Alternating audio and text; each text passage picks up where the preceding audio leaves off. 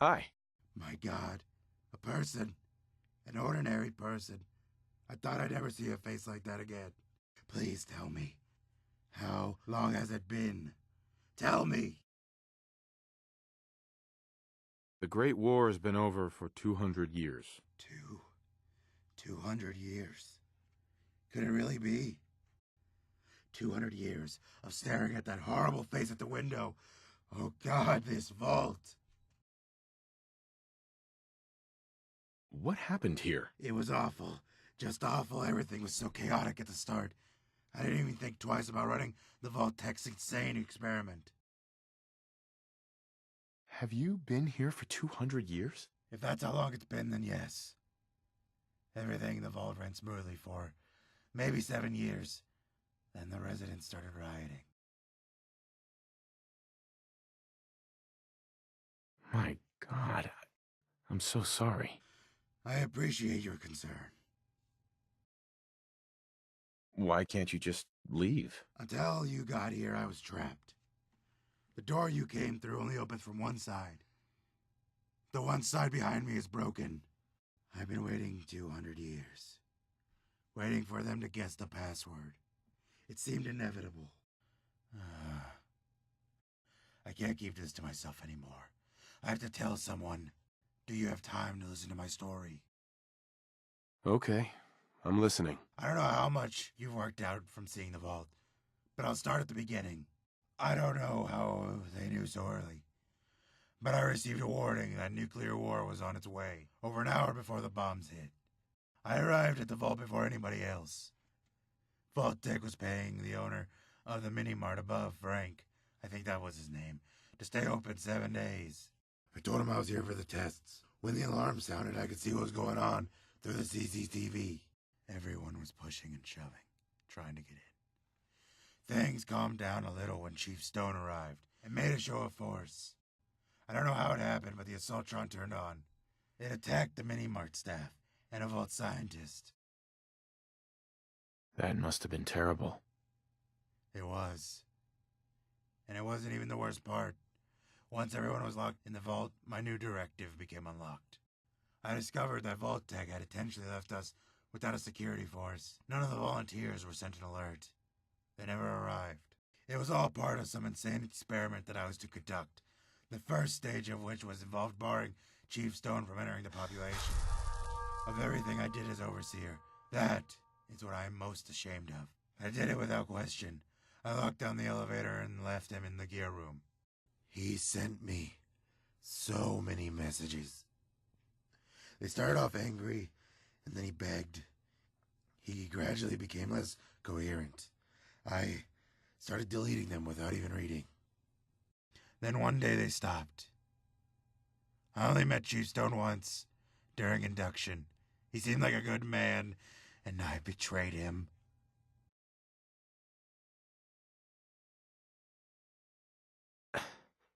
How could you do that? You should have intervened. I didn't expect you to understand. Things were so chaotic that day. I thought maybe Vault-Tec would find out. That they would shut the whole program down if I disobeyed them. I thought I was helping. That's terrible. You don't know the half of it. I think about him sometimes. I suppose he died up there. Things were so chaotic after the bombs. With no security force, I was expected to enforce the discipline by simply asking the residents not to commit crimes. They would work in the vault exchange for behavior tokens. They could spend those at machines. They were also to attend seminars teaching them how to not to be criminals. We wouldn't enforce attendance, so I incentivized them with tokens. I was powerless to unlock anyone who committed a crime. None of the doors in the vault were fitted with locks, and we had no jail facilities. What happened after that? Surprisingly, it went well at first.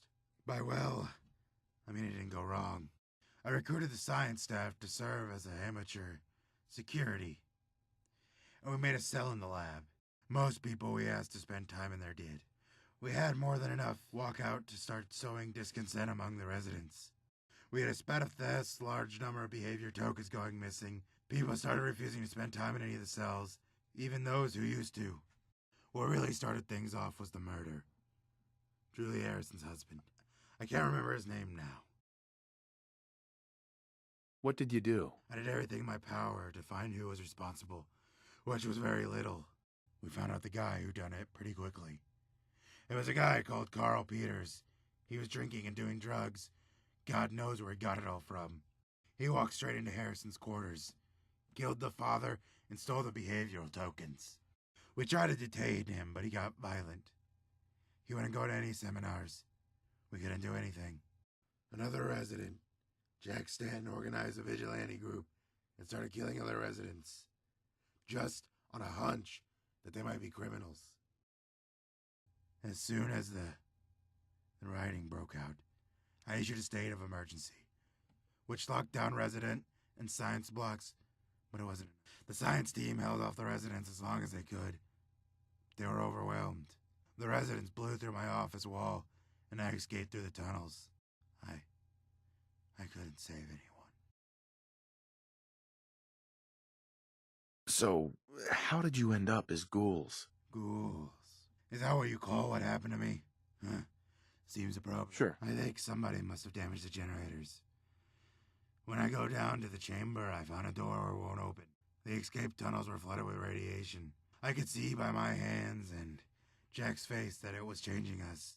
It was a long time before I found out I didn't age. I didn't get hungry or thirsty. I was doomed to be killed. Jack made sure I knew it was slow. I guess it's what I would get for going along with Vault-Tec's experiments. But what choice did I have? I did the best I could with the resources I had. Oh, God. I wish I knew. I tried to figure out, but I guess we'll never know. And that's it. That's my story. I try to find out why Vault-Tec did what they did, but we'll never know. When I declared the state of emergency, it opened some more files. I found out Vault-Tec had intentionally interspersed known criminals into the population. They did it just to see what would happen. They even had contingencies in place in case of rioting. I was to stay locked in my office, and they were deliberately built a narrow choke point as access so it could be, here, take the files, and my log too. Someone might as well remember what happened here. Look, will you do something for me? Destroy this vault, this place of atrocity. It should be buried, not left as a twisted museum. If you overload the generators, it should create an explosion big enough to seal the entrance. We'll all be buried here. All right, I'll do it. Thank you. You're doing the right thing. It should be easy to do. Mm-hmm. Just go up to each generator and pull out anything that looks important. That should short out the whole system. Within a few minutes, the place will blow up. Just be quick. When you damage the generators, the room will fill with radiation. You'll probably only have a few minutes to run to the exit. I'll almost certainly be killed, but you can just kill me before you leave if you'd rather. I don't care, it's...